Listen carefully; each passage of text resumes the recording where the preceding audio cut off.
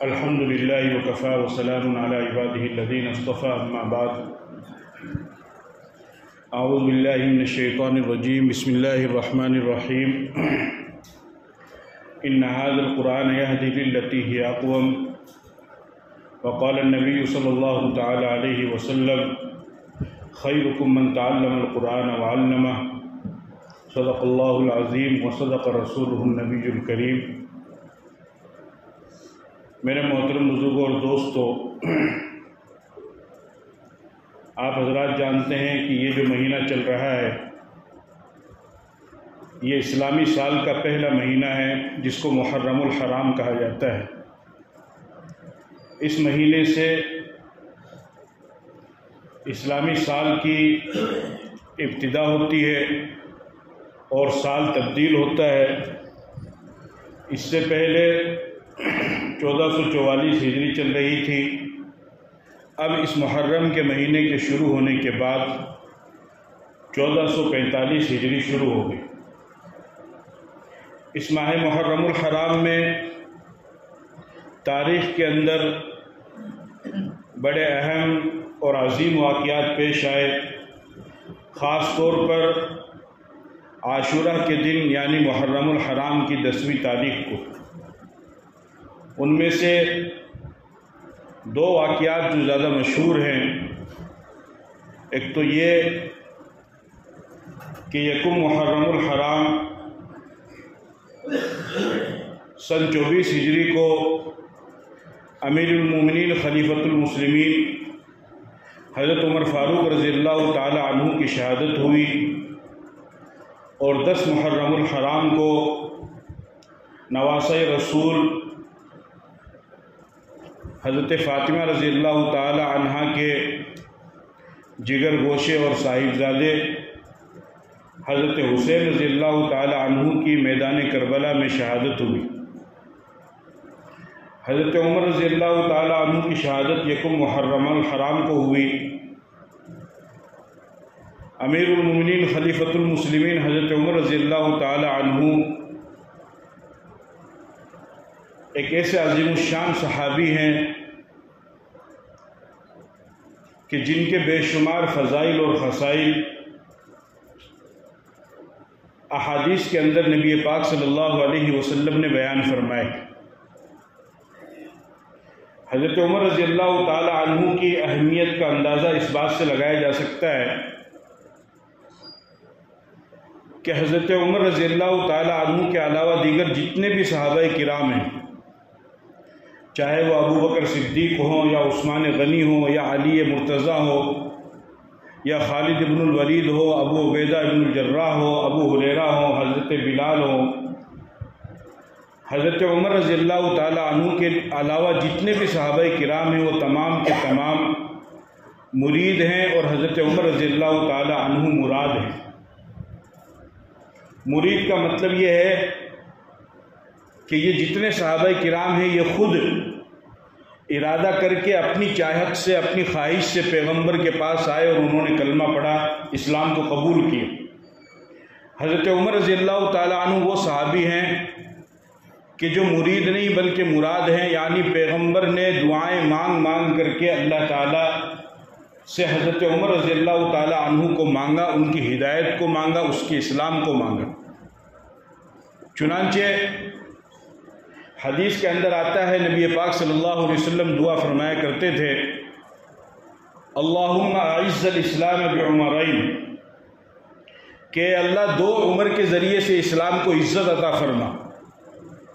جبکہ آپ حضرات جانتے ہیں کہ اسلام عزت کے لیے کسی کا کوئی محتاج نہیں ہے۔ مسلمان کے لیے عزت اس میں ہے کہ وہ اسلام سے جڑا ہوا ہے، اللہ نے اس کو اسلام اور ایمان کی توفیق دی ہے۔ اگر کوئی اسلام سے نہ جڑے، ایمان سے نہ جڑے، تو اس میں اس انسان کا خود کا خسارہ ہے، اس کا خود کا نقصان ہے، اسلام کا کچھ بھی نہیں بگڑے گا۔ جس طریقے سے سورج اپنی روشنی دیتا ہے اور وہ اپنی روشنی دینے میں بے مثال ہے، چاہے کوئی اس کی طرف دیکھے یا نہ دیکھے، کوئی اس کی روشنی کو تسلیم کرے یا تسلیم نہ کرے، چاہے کوئی آنکھ کھول کر کے رکھے یا آنکھ بند کر کے اس کی روشنی کا انکار کرے، اس سے کوئی فرق نہیں پڑے گا۔ اسی طریقے سے اسلام بھی ایک چمکتا اور دمکتا سورج ہے کہ اگر کوئی اس سے جڑے گا تو اس کو تو فائدہ ہوگا، لیکن اگر کوئی اسلام سے نہیں جڑے گا تو اسلام میں ذرہ برابر بھی کوئی فرق نہیں آئے گا۔ لیکن حضور صلی اللہ علیہ وسلم دعا فرما رہے ہیں کہ اللہ 2 عمر کے ذریعے سے اسلام کو عزت عطا فرما۔ وہ 2 عمر کون تھے؟ ایک تو عمر ابن خطاب رضی اللہ تعالی عنہ اور دوسرے عمر ابن ہشام جس کو ابو جہل کہا جاتا ہے۔ اور آپ علیہ الصلوۃ والسلام نے یہ بھی فرمایا کہ اللہ اگر مجھ سے پوچھے کہ میری چاہت کس کی طرف زیادہ ہے تو آپ نے فرمایا وہ بھی عمر ابن الخطاب خاصتاً کہ اللہ میری دلی چاہت یہ ہے کہ عمر ابن خطاب کو تو ہدایت عطا فرما۔ چنانچہ حضرت عمر رضی اللہ تعالی عنہ کو ہدایت نصیب ہوئی، اور کس ذریعے سے ہوئی؟ قرآن کریم کے ذریعے سے اللہ تعالیٰ نے حضرت عمر کو ہدایت نصیب فرمائی، کیونکہ قرآن میں اللہ نے فرمایا ان ھذا القرآن یہدی للتی ہی اقوم، کہ یہ وہ قرآن ہے جو لوگوں کو ہدایت دیتا ہے، جو انسانوں کو ہدایت دیتا ہے۔ صرف مسلمانوں کے لیے نہیں بلکہ تمام انسانیت کے لیے قرآن کتاب ہدایت ہے۔ جو بھی صدق دلی کے ساتھ، اخلاص کے ساتھ اور سچی لگن کے ساتھ، سچے جذبے کے ساتھ، سچی تڑپ کے ساتھ اور سچی طلب کے ساتھ اور راہ حق کو پانے کی نیت کے ساتھ میں قرآن کی تلاوت کرے گا تو چاہے وہ کسی بھی مذہب سے تعلق رکھنے والا ہو، اللہ اس کو ضرور ہدایت دے گا، اس وجہ سے کہ یہ قرآن ہے ہی کتاب ہدایت۔ چنانچہ نبی پاک صلی اللہ علیہ وسلم کو جب اللہ تعالیٰ نے نبوت عطا فرمائی تو آپ نے اپنی قوم کو سمجھایا۔ آپ نے فرمایا کہ تم یہ جو معبودان باطلہ کی پرستش کرتے ہو، عبادت کرتے ہو اللہ کو چھوڑ کر کے، یہ تمہیں کچھ بھی فائدہ اور نقصان نہیں پہنچا سکتے ہیں، یہ تو تمہاری طرح ہے، اور یہ تو اتنے کمزور ہیں کہ اگر ان کے پاس میں کوئی مکھی اور وہ مکھی ان کے پاس میں رکھی ہوئی مٹھائی کو اٹھا کر کے لے جائے تو ان میں اتنی بھی طاقت نہیں ہے کہ یہ اس مکھی سے اپنا بدلہ لے سکے، اور اس مکھی نے جو معمولی سی مٹھائی ان کے سامنے رکھی ہوئی اٹھائی ہے اس کو بھی یہ واپس لے سکے، ان میں اتنی بھی طاقت نہیں ہے، تو یہ خدا کیسے ہو سکتے ہیں؟ جب آپ نے یہ بات لوگوں کو سمجھائی تو لوگ مختلف جگہوں پر جمع ہونے لگے۔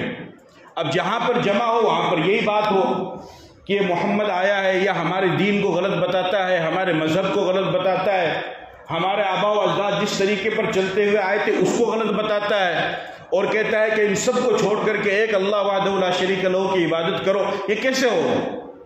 جب یہ تذکرہ چلتا تھا تو حضرت عمر رضی اللہ تعالیٰ عنہ بھی اس تذکرے کو سنتے تھے۔ ایک دفعہ حضرت عمر رضی اللہ تعالیٰ عنہ نے فرمایا کہ یہ کون ہے؟ یہ محمد جو ہے میں جاتا ہوں اس کا کھیل ہی تمام کر دیتا ہوں کہ نہ رہے بانس نہ بجے بانسری، کہ سلسلہ ہی ختم ہو جائے گا۔ چنانچہ حضرت عمر رضی اللہ تعالیٰ عنہ نبی پاک صلی اللہ علیہ وسلم کو قتل کرنے کے ارادے سے ننگی تلوار لے کر کے نکلے۔ راستے میں ایک صحابی سے ملاقات ہوئی، حضرت نعیم ان کا نام ہے۔ انہوں نے دیکھا کہ عمر بہت غصے میں آ رہے ہیں تو انہوں نے پوچھا کہ عمر خیریت تو ہے؟ کیا بات ہے، کیسے بہت غصے میں نظر آ رہے ہو؟ کہا جا رہا ہوں آج محمد کا کھیل ہی تمام کر دیتا ہوں کہ اس نے ہمارے درمیان دراڑ پیدا کر دی ہے، فرقہ واریت کو جنم دے دیا ہے، انتشار اور اختلاف کو ہمارے درمیان میں پیدا کر دیا ہے۔ آج اس کو قتل کر دیتا ہوں تو یہ دھندا ہی مٹ جائے گا اور یہ فساد کی جڑ ہی ختم ہو جائے گی۔ انہوں نے فرمایا کہ عمر ان کی تو بعد میں خبر لینا، پہلے تم اپنی بہن کے گھر جاؤ، تمہاری بہن اور تمہارے بہنوئی وہ خود مسلمان ہو چکے ہیں، اور جس محمد کو تم ختم کرنے کے لیے جا رہے ہو اس محمد کے دامن کو وہ پکڑ چکے ہیں اور ان کے ہاتھ پر وہ اسلام کو قبول کر چکے ہیں۔ اب جتنا غصہ حضور کی طرف تھا وہ سارا کا سارا غصہ بہن کی طرف اور بہنوئی کی طرف پھرا کہ ہے اس کی آنچ ہمارے گھر تک پہنچ گئی ہے، اس کا مشن اور اس کا پیغام ہمارے گھر تک بھی پہنچ گیا ہے، اور ہمارے گھر کے لوگوں نے بھی اس کے مشن اور اس کے پیغام کو اور اس کی دعوت کو، اس کی توحید کو قبول کر لیا ہے۔ چنانچہ وہاں پر پہنچے تو وہ سیکھنے سکھانے کے اندر مشغول تھے۔ دیکھا کہ حضرت عمر آئے ہیں تو بہنوئی تو اندر گھس گئے۔ بہن نے دروازہ کھولا تو پوچھا کیا کر رہے تھے؟ کہنے لگے آپس میں بات کر رہے تھے۔ کہا سچ سچ بتاؤ۔ تو وہ سمجھ گئے تھے فراست عمر میں تو پہلے سے ہی تھی۔ بہن کو بہت مارا، خوب مارا، اور طاقتور بہادر تھے ہی۔ پھر جب تھوڑا سا غصہ ٹھنڈا ہوا، دیکھا کہ بہن کی آنکھوں سے آنسو جاری ہے اور خون میں پورا چہرہ لت پت ہے، تو تھوڑا غصہ ٹھنڈا ہونے کے بعد فرمایا کہ بتاؤ۔ بہنوئی نکلے تو ان کو بھی مارا۔ بہن نے کہا کہ ہم جس چیز کی تلاوت کر رہے تھے وہ پاکیزہ چیز ہے اور آپ ناپاک ہیں، آپ اس کو ہاتھ نہیں لگا سکتے۔ کہا مجھے کیا کرنا پڑے گا؟ کہ جاؤ جا کر کے غسل کرو۔ چنانچہ غسل کرانے کے لیے غسل خانے میں ان کو داخل کیا۔ جب وہ داخل ہوئے غسل کرنے کے لیے تو ان کی بہن نے ہاتھ اٹھائے اور دعا کی کہ اللہ اس کے ظاہری ناپاکی کو اور گندگی کو دور کرنا میرے بس میں تھا، وہ تو میں نے کر دیا ہے، اب اس کے دل کی گندگی کو دور کرنا یہ صرف تیرے ہاتھ میں ہے، تو اس کو بھی دور کر دے۔ یعنی گمراہی سے میں نے اس کو گمراہی سے دور کرنا اور اس کو ہدایت کے اوپر لے کے آنا یہ صرف تیرے ہاتھ میں ہے، تو اس کو بھی کر دے۔ چنانچہ اللہ تعالیٰ نے ان کی دعا کو قبول فرمایا۔ حضرت عمر باہر نکلے اور نکلنے کے بعد میں جب قرآن کریم کی آیت تلاوت کی، سورہ مریم کی چند آیتیں تھیں، طٰہٰ مَا أَنزَلْنَا عَلَيْكَ الْقُرْآنَ لِتَشْقَىٰ إِلَّا تَذْكِرَةً لِمَن يَخْشَىٰ تلاوت کرتے گئے اور آگے پہنچے ایک آیت پر إِنَّنِي أَنَا اللَّهُ لَا إِلَٰهَ إِلَّا أَنَا فَاعْبُدْنِي، کہ اللہ پاک فرماتے ہیں کہ میں اللہ ہوں، عمر میں اللہ ہوں، یہ پتھر نہیں ہے، یہ درخت نہیں ہے، یہ چاند اور سورج اور ستارے اور سیارے نہیں ہیں، یہ جو تم نے لاکھوں کی تعداد میں اپنے اپنے حساب سے اپنے اپنے خیال سے بنا رکھے یہ نہیں ہے، میں اللہ ہوں۔ جب اللہ میں ہوں، میرے علاوہ کوئی معبود نہیں، تو عبادت بھی میری کرو۔ جب اس آیت پر پہنچے تو اپنی بہن کو کہنے لگے کہ چلو مجھے بھی محمد کے پاس لے کر کے چلو۔ نبی پاک صلی اللہ علیہ وسلم صحابہ کو لے کر کے دار ارقم میں تعلیم دے رہے تھے، بچوں کو پڑھا رہے تھے تمام کو۔ اس سے پہلے 40 مرد اور 11 عورتیں مسلمان ہو چکی تھیں۔ اب لوگوں نے دیکھا کہ عمر آ رہے ہیں، ان کی بہادری کا چرچا تو تھا۔ حضرت حمزہ نے فرمایا کہ اگر اچھی نیت سے آتے ہیں تو اچھی بات ہے، اور اگر بری نیت سے آتے ہیں تو ان کی تلوار سے ان کو ہی قتل کر دیا جائے گا۔ چنانچہ جیسے ہی حضرت عمر رضی اللہ تعالیٰ عنہ پہنچے، آپ علیہ الصلوۃ والسلام نے ان کے گریبان کو پکڑا اور فرمایا کہ عمر کیا اب بھی ہدایت کا وقت نہیں آیا ہے؟ کیا اب بھی صحیح رستے پر آنے کا وقت نہیں آیا ہے؟ انہوں نے فرمایا رسول اللہ آ گیا ہے۔ چنانچہ آپ علیہ الصلوۃ والسلام نے ان کو کلمہ پڑھایا اور وہ کلمہ پڑھ کر کے مسلمان ہو گئے۔ صحابہ کا یہ معمول تھا کہ جب کوئی مسلمان ہوتا تو وہ نعرہ تکبیر بلند کیا کرتے تھے۔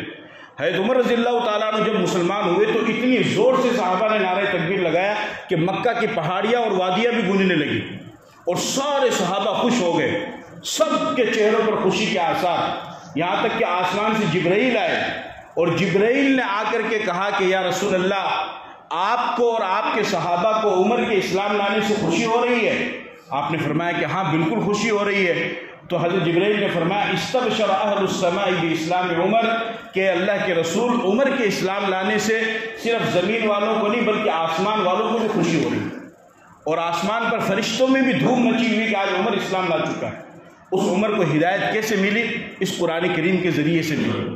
تو جب مسلمان اس قرآن کو پڑھے گا، اس کو اپنی زندگی کے اندر لائے گا، اس کو اپنی زندگی میں اتارے گا، تو جس طریقے سے اللہ تعالیٰ نے حضرت عمر کو ہدایت عطا فرمائی، اس طریقے سے مسلمان کو بھی اور دوسرے لوگوں کو بھی اللہ تعالیٰ ہدایت عطا فرمائیں گے، اس کو سکون کی زندگی عطا فرمائیں گے، اس کو برکت اور راحت والی زندگی عطا فرمائیں گے، اور اس کی زندگی سے تکلیفیں اور پریشانیاں اور مصیبتیں اور رکاوٹیں یہ تمام چیزیں دور ہوں گی جب قرآن کی تلاوت اپنے گھروں میں ہوگی، اپنی دکانوں میں ہوگی، اور اسی طریقے سے جہاں پر قرآن کی تلاوت کی جاتی ہے ان تمام جگہوں پر جو مدارس بنے ہوئے ہیں، جب ان کا تعاون کریں گے، ان کا آپ ساتھ دیں گے، تو اللہ تعالیٰ اس کی برکت سے بھی آپ کی تمام پریشانیوں کو بھی دور کرے گا اور دنیا کے اندر برکت نصیب فرمائے گا، اور آخرت میں اللہ تعالیٰ نجات عطا فرمائے گا۔ اللہ تعالیٰ مجھے بھی اور آپ کو عمل کی توفیق عطا فرمائے۔ وآخر دعوانا الحمدللہ رب العالمین۔